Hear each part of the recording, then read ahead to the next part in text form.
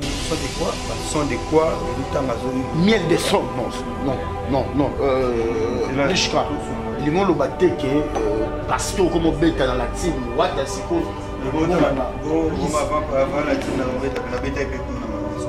Pourquoi le mot boya c'est quoi miel de son? Batali Oboya, c'est ça. Oboya déjà awa.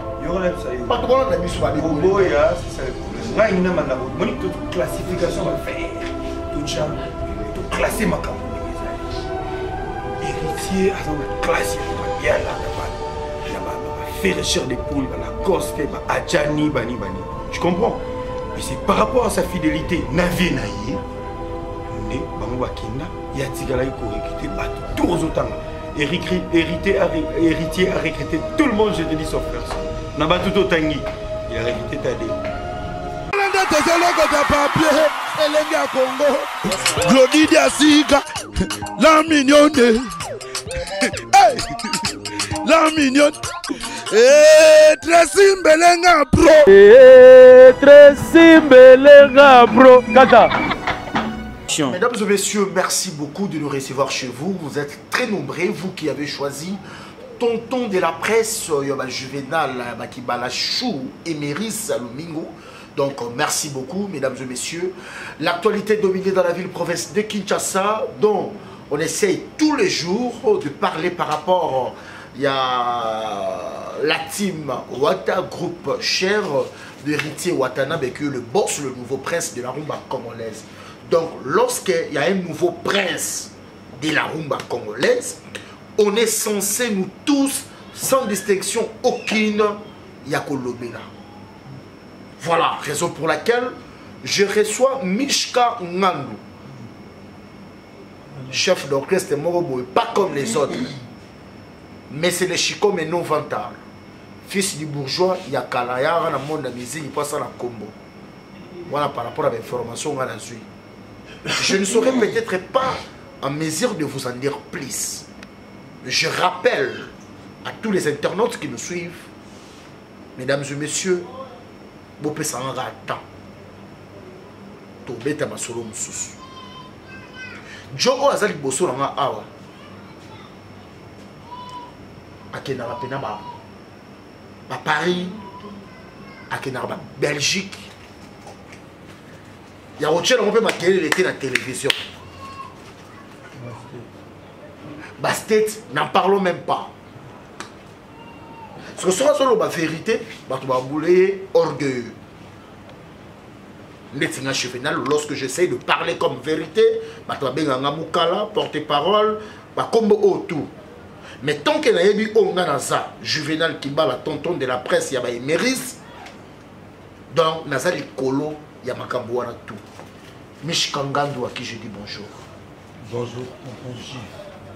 Qui bat Juvenal. Ça va?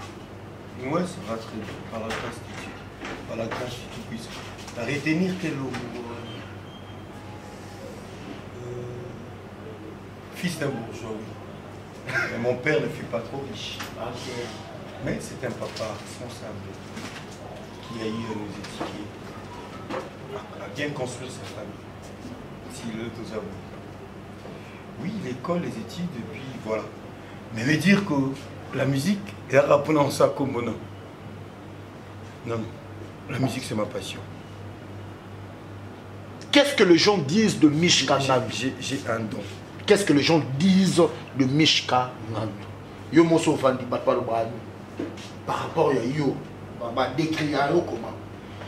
Il y a de ces personnes qui me traitent d'orgueilleux.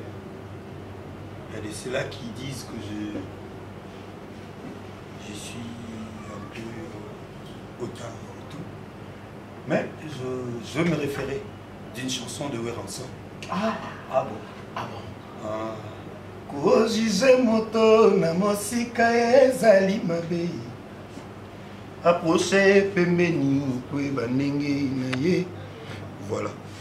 Donc les personnes telles que Jean-Cy Mandar Trocadéro, Ogi Kalala, Guy Machinda, Saint-Modogo, les géants de Bruxelles, Ngame Bokuka et autres, des personnes comme Iva Kabango de Londres me connaissent bien et m'ont approché.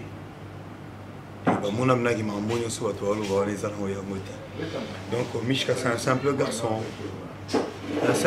un artiste qui vous aime bien et qui n'est là que pour vous faire plaisir. Mishka Ngando Batebele Balobaka, que la team s'est créée avec 80%. Bateau tout baouta qui maison mère. Babino tout baouta ma maison mère ma deuxième division sur ma première division les bateaux baloko les bino tout mais maman tant boyoga que non la poulka allo. C'est quelque chose que tu rêvais dans ta vie.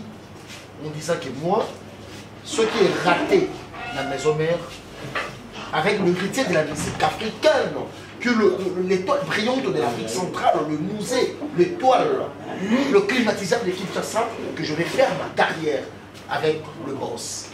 Avec Totori, Cosa Nostra, le Maman, Fuego,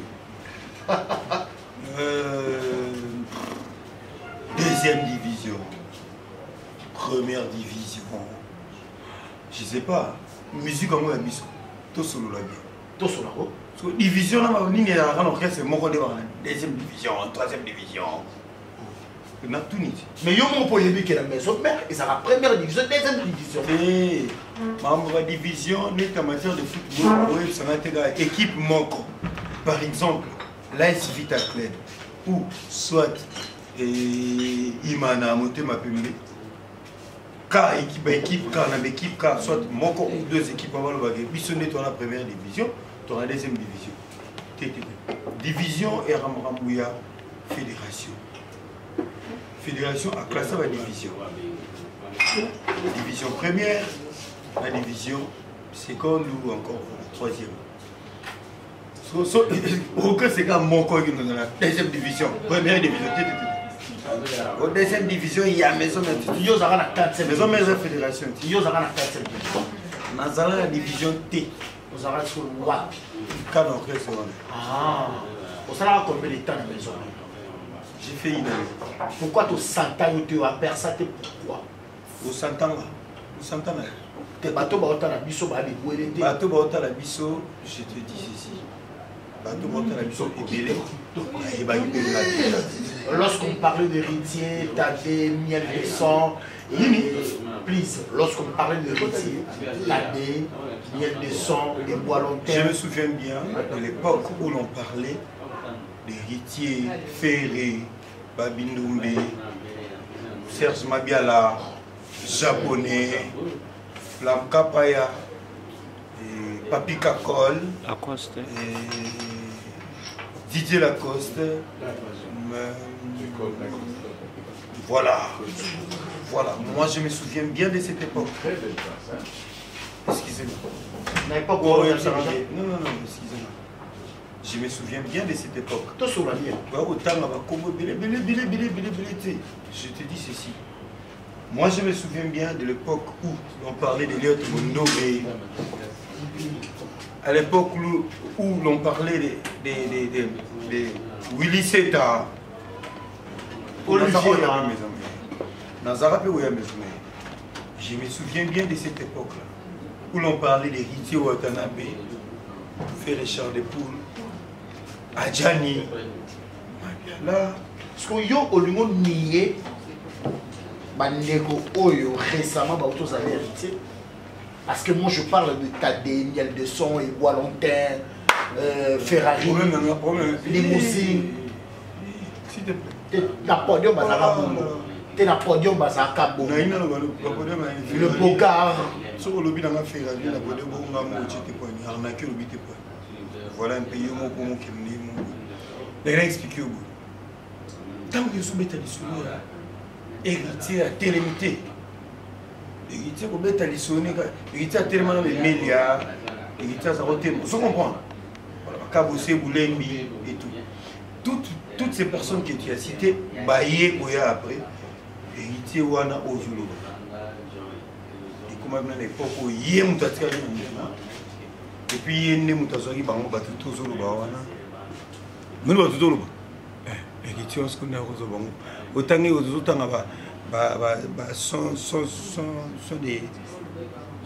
sont des quoi sont des quoi aux autres miel de son non Nishka ils vont le battre que parce que comme bêta dans la team wata siko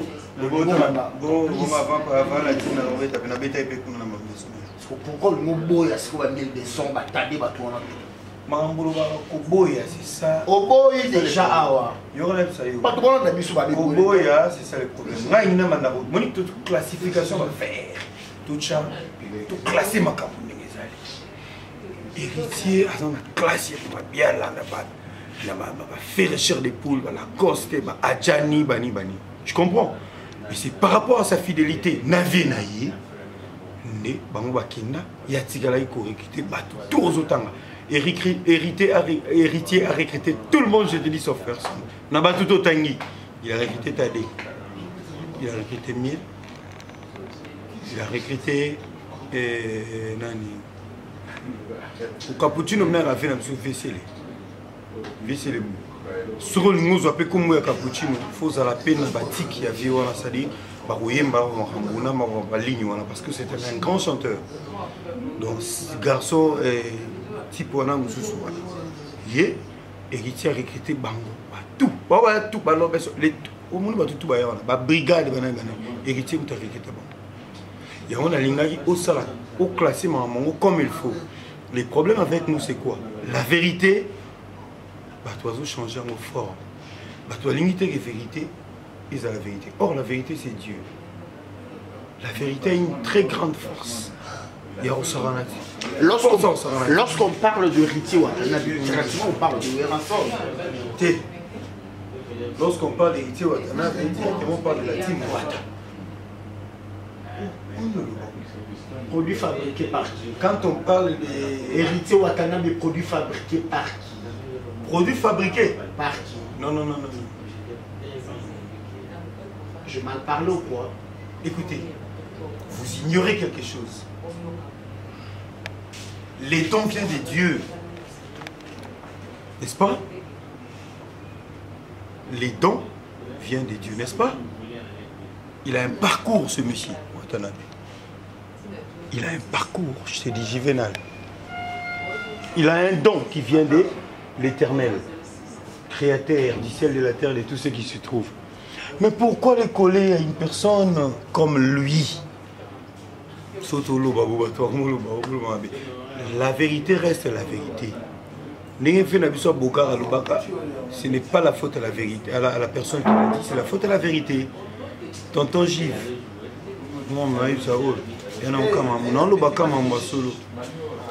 à une époque, tu as un système d'orchestre, Kokosa, ils ont dit, il y a une idéologie de mon mouvement. Vous comprenez? Oh, Bissot, tu as un système de vérité. Système de vérité. Quand tu as les gens ont mal compris. Aujourd'hui, tu comprends que tu as aussi la tête. Au moment où tu as aussi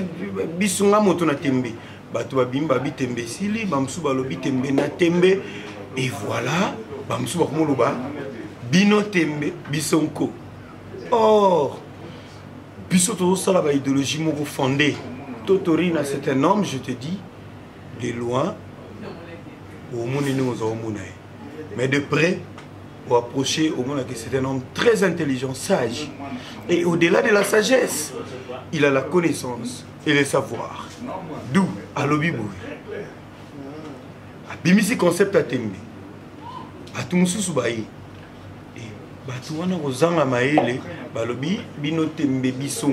Please. Or, écoute, pardon. Non, c'est ça. Non, au bout ça va. Bino Tembe, Bisonko.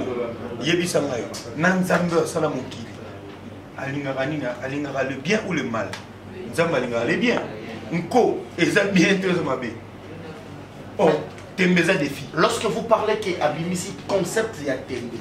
bato baolanda idéologie please idéologie babuli mosheni bachimiska bengele le boss bakutu batalaka télévision balanda internet Jacques Mabiala voilà mais lorsque tout fois j'ai fait oui j'aime mon mari oui j'aime bato il a parlé dans mon d'AGPC mais lorsque vous parlez héritier y a parlé par rapport que Tembe jamais aussi là parce qu'il y avait quelqu'un où il y a le baka qui yote Tembécile, je te rappelle de ça.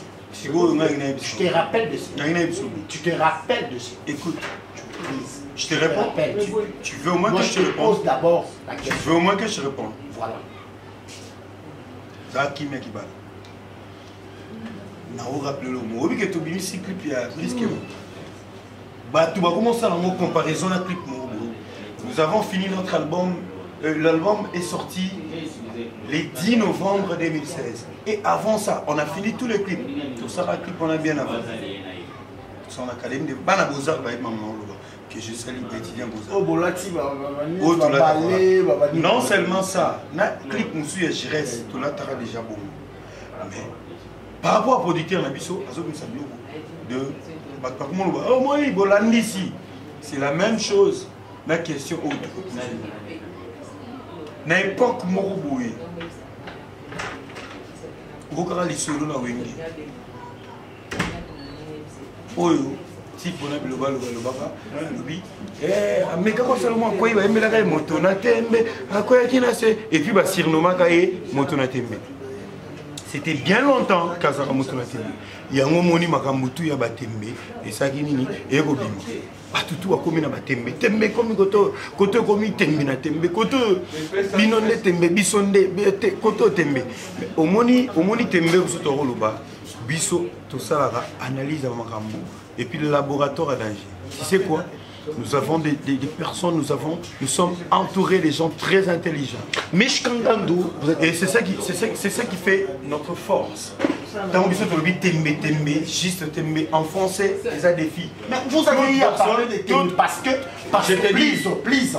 Tout celui qui vit, écoutez-moi. Tout celui qui vit a un défi à relever. Toute personne a un défi à relever dans sa vie. Vous avez à parler de tembe parce que c'est Fallait qui a dit que tembe si. C'est juste que Bino Boy a concept. Juvenal Gibala, Bino peut battre la presse. Tout sur la bien. Voilà. Dans le sens où il va manquer Bino respect mon besoin au monde. Bah il y a des Bino qui n'ont pas de binoté. Bino vous salarié pour nous. Bah il y a la presse étrangère. C'est que je te dis oui. Quel est l'artiste? Bino, non le bas. Bino, si c'était héritier, événement est sorti, il y a sorti officiel, il y a disque concert, il y a sorti officiel, il y a disque à Béatrice à $100 sans invitation. Partout dans internet, il y a sujet à Montenegro. Vous comprenez? Les lots, il y a moins de ça, il y a moins de nini, il y a ignorance à Babino, ignorance à la presse. Quel est l'artiste congolais où il s'est décidé de faire la carrière solo? Il y a premier album, il y a 100 polémiques, il y a 100 kofinga, album est signé. Artiste congolais, ça la carrière solo. Premier album, il y a carrière. Il y a 100 polémiques, il y a 100 kofinga. Grand Calais. Grand Calais. Donc Grand Calais, ça l'album dans les bossos, à finira nani, à 100 polémiques. Au lieu de limiter mon artiste, wapi. Au moins limité par mon artiste, c'est un artiste Moroboé au Baïlobi. Notre musique est bandie dans la génération côté. Preuve vient mouner les années. Bateau a sali génération en Kala. Baféo si les lots en Zemounabango va chez l'œuvre. Et Tikala, si les lots et le moité. Toi, tu vas me dire que Nzemoulogo la para fifi. Oh, dis, et aussi là. Et aussi là. Nzemoulogo para fifi. Et si là, m'koui. Zemboura Mario, Nalendi, et aussi la Kajour Nini. Juvenal, tu avais quel âge toi? Tu avais quel âge? Tant que Mario Zoubet. Peut-être que tu n'étais pas né. Mais il y a de ces chansons où d'où notre musique ne commence pas de cette génération. Mais c'est pas bien. Tout sur le monde. Artiste à Liboso, Bisinga Bimsarani, les années ont fait Wendo. Vieux Wendo, Bimsa disent que sans polémique, sans quoi, Mailo Wisae, solo e ngai na yo. Wapi kombo Loïsaï. Vous comprenez, non? Voilà. On a évité quoi. Son en Baksani, je venais. Et les lots Oyo. Pourquoi pas dire? Pourquoi pas dire et pourquoi pas dire que Héritier Roland Chaoué, on a été pourquoi il y a un album il y a 100 polémiques, il y a 100 profils. À la niche, on a tout à la niche. Donc on va chaque chose en son temps, c'est-à-dire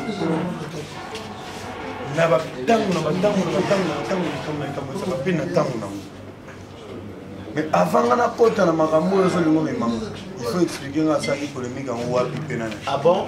Et pourquoi tout le monde parle d'Héritier Watanabe et ma propos naïe, ils sont trop inacceptables avec parce que ce sont des gens qui n'acceptent pas.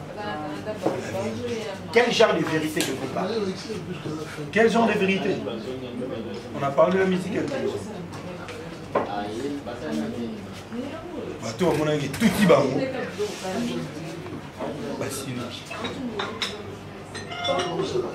Il a dit je vais prester à l'Olympia.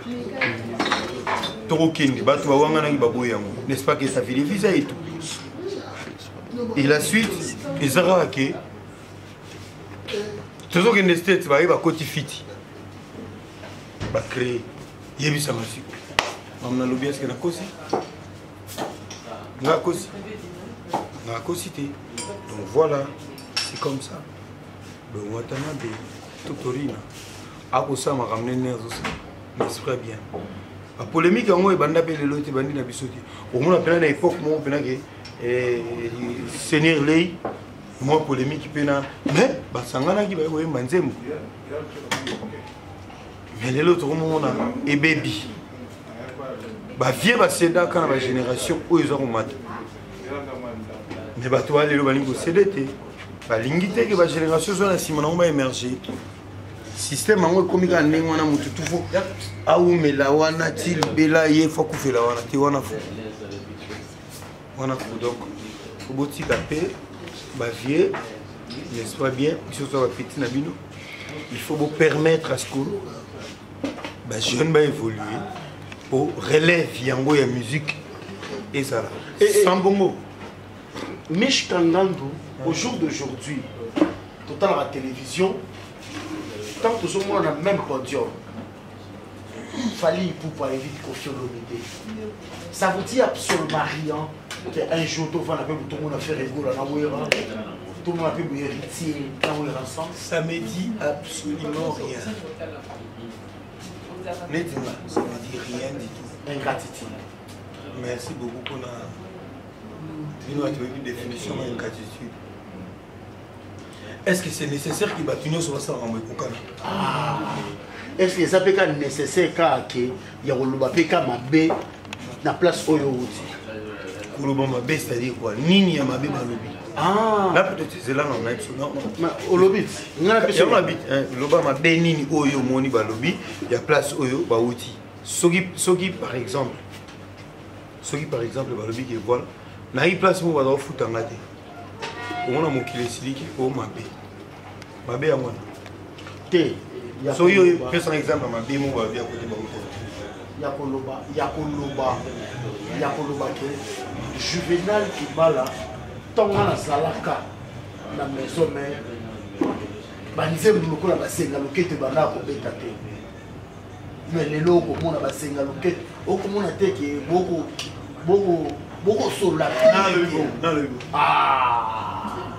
autour na soso na ta on a zakati na maison benga bishi yo le bina bato la timide ba le bina otala ke biso milika imité je pense et lorsque le boss votre président le boss le leader Héritier Watanabe akoloba akosité soki ya zalaki wana ingo sa bon ke banze mwana basenga lokete bana ko beta te obi na mona ko lubawa ko bolingi ndoka ba vérité ngala ni ka so ba lobi vérité ba finga ngala obi nini obi le bo mo be ngani ba finga ki azem poli azo finga ba manquer bino respect bino presse impolité soit tout monde vous faites un noni Vous voyez, sur la bimisi pour vous, on va traiter de manière. Ou soit, il peut y avoir lâche. Soit, il va lâche. Si vous avez un problème, comme ils sont nés, vous souciez. Tout ça. Ce qui est Kuna, elle va permettre, oui. Elle va permettre de s'appliquer ce bêta. Pour permettre de faire bêta. Mais moi, je suis un l'examen. Dites quoi? Par exemple. Par exemple. La vie n'a pas beau. Tu fais un abisso, tu as un studio, tu as un risque de machine. Tu es maman, moi, ça. Tu as un cacole, tu as un abisso. What I did, I could have been my name, no, my cure, Cassaning. Vietnam, voilà, good, it's all proposé. La vie au Caire et sur ce Saigon est facile à bandir. Jour en temps, tu es maintenant dans ma casque. Non, mais ils sont avec ça, on est tout autour. Bon, on se fait ça, moi, mi, bah, ça, c'est malheureux. Non, miel des sons. Pardon, papa, il m'a dit comme ça. Moi, je suis le bout, ça n'a pas de papi, tu as dit mais pourquoi pas que ça la fierté à la maison mère? Bah, tout, bah, la maison, please. Que ça la fierté ou à tout, pour combattre parce que les lots. Sur 100%, c'est à 80% les Congolais, les Awéké. Tout le monde a fallu, tout le monde a tchatch, les Awéké. Sur 100%, 80%. Tchatch, en musique, la musique, aussi, la tchatch, les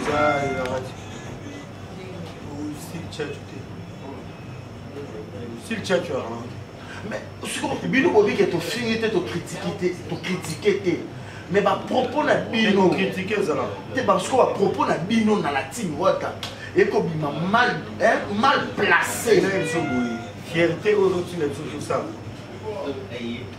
Papa nyonso responsable azalaka soki abimisi mwana ye apolisi mwana ye azalaka toujours fier de mwana. Mais lorsqu'un papa n'est pas fier de son enfant, de son fils, à quoi bon mwana oza fier? Le respect et tout ce qui se passe dans le web, c'est réciproque. Vous comprenez, j'y vais. Je vais une question. Je vais un musicien. Oh, non, il y a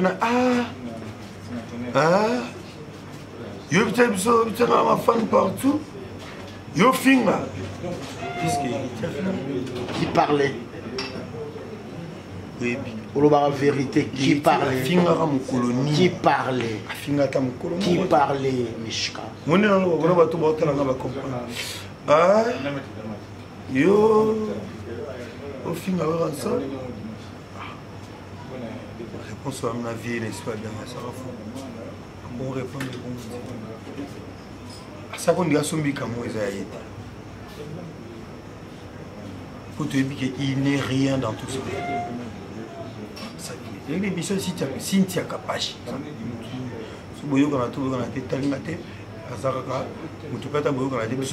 Je dis merci à vous tous qui êtes approchés à travers le monde. Je dis merci.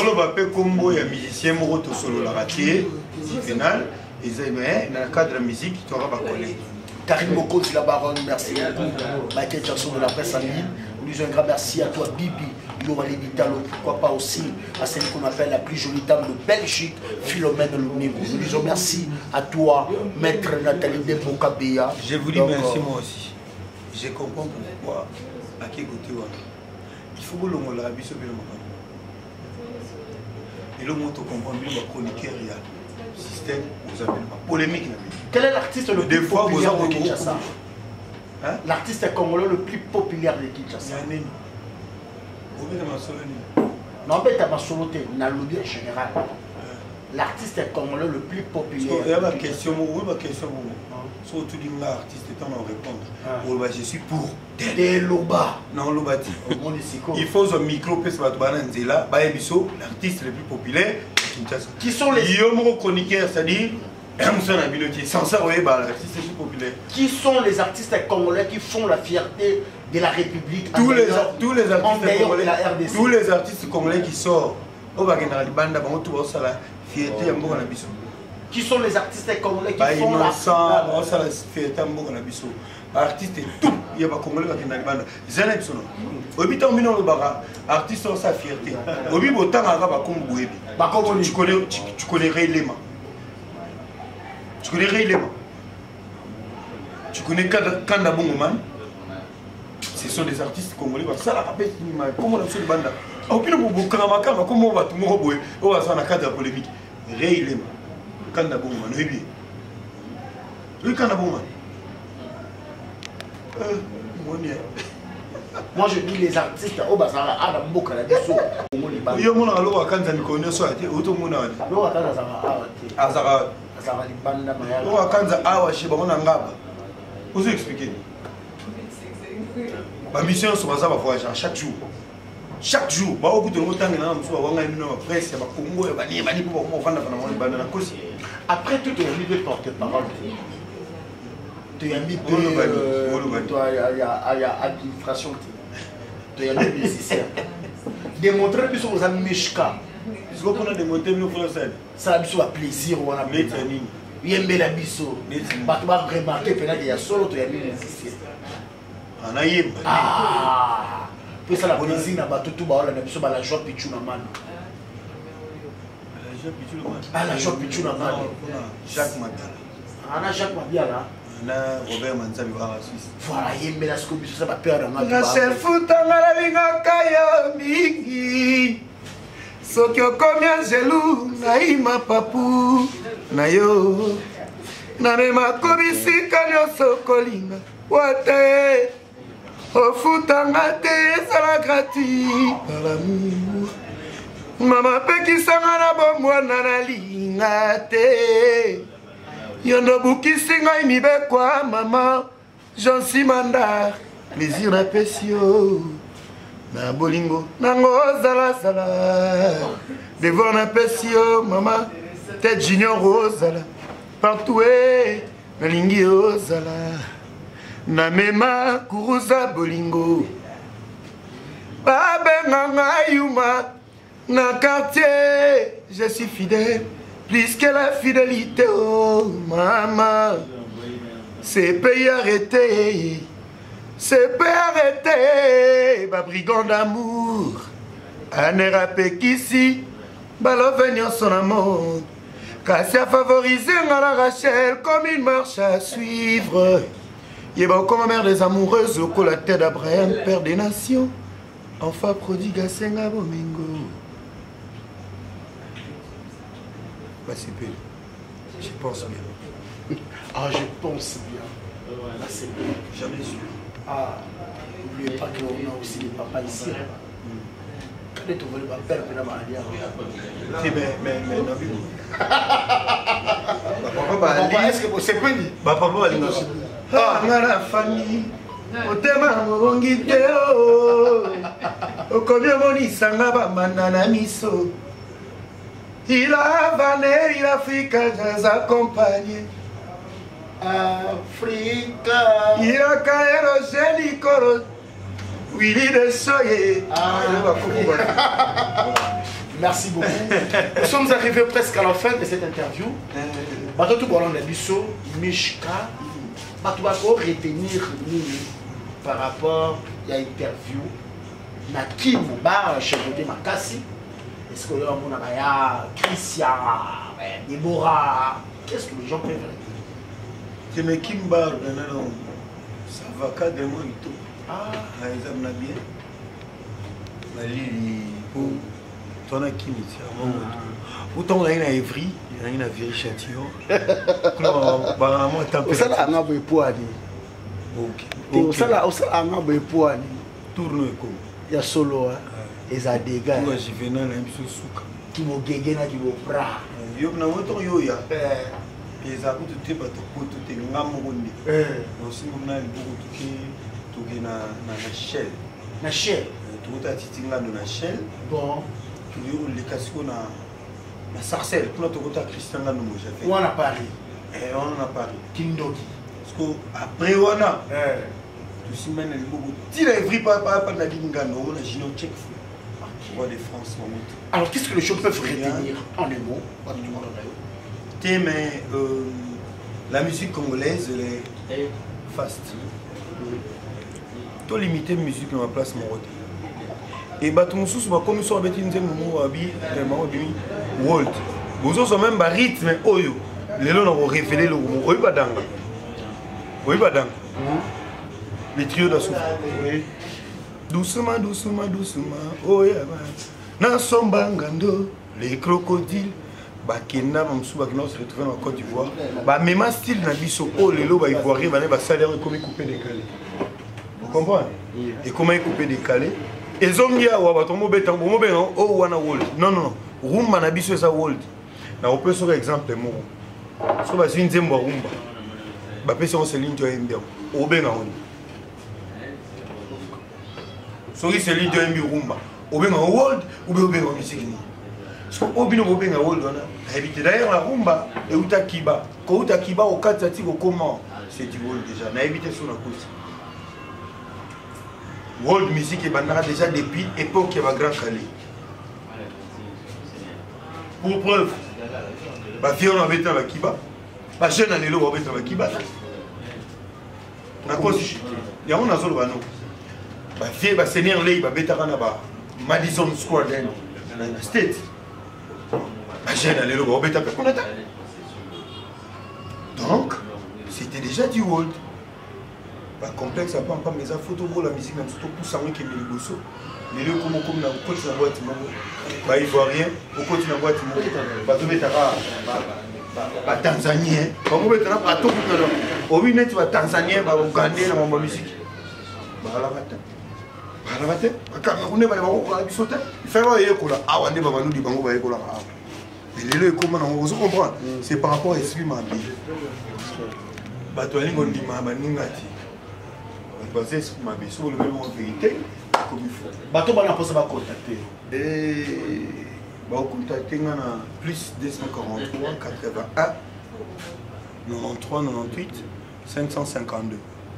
Le bateau va français va belge pour te coloniser là-bas. Il y a les petits machines les prestataires de Bruxelles, on va en Belgique. Mais pour le bateau à côté France, plus 243 81 93 98 552. Merci beaucoup. Donc, la précision, merci beaucoup à vous ici. Junior Molenga, c'est pas là. Junior Molenga. Junior Molenga, à côté. Molenga à Londres. Junior Molenga à Londres, la pression moto. Mais nous avons des Bundes.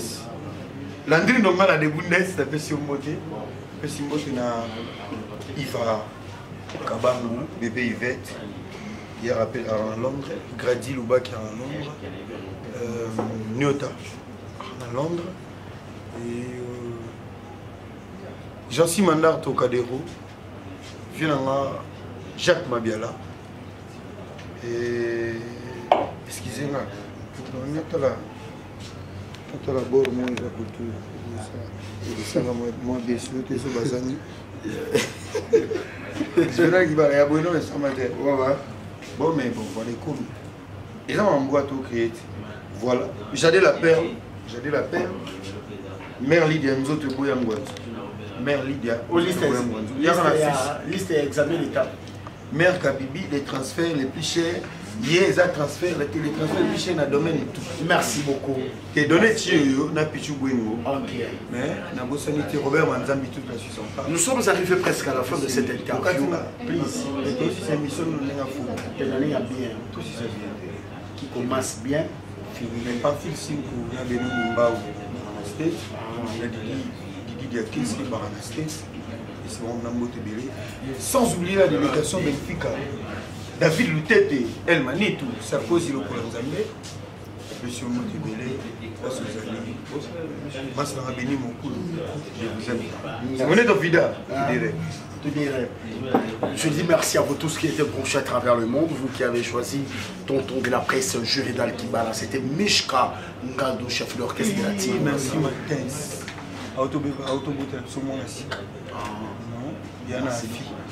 Merci beaucoup. Tokomi vraiment na souka. Bato tout bayenaka. Héritier Watanabe. Rendez-vous spécial ce soir avec Héritier Watanabe. La Pouka Cosa Nostra, le boss. Lui avec l'euro, il n'y a pas de lieu. Il n'y a pas de trait d'union. L'homme qui affronte la conjoncture, que ce soit le marasme socio-économique de la République, il est toujours présent. Merci à vous tous qui êtes branchés. Junior Molende, Ferrari, à ma belle conformité dans le sang, la noblesse. Je dis merci à toi, la plus jolie dame de Belgique. Philomène Lumingo, Philomène. Tonton Juvénal de la presse et Méris. Exaucé, Emmanuel Tchétchégoumig. Votre tonton, on est là, on est en train de promouvoir la culture camerounaise à travers le monde. Batekindo qui va se minganga basale nogoté ou les mouchés ou chims kabengele. Avec le nababa bakoya na butu kureke, nana boye bisamuninga ke kureke, devoir à domicile. Boya Juvénal, au baiser bébé. Bouclé. Elenga Congo, Glody Diasika, la mignonne, hey, la mignonne, Tracy Mbelenga Pro, Tracy Mbelenga Pro, Kata.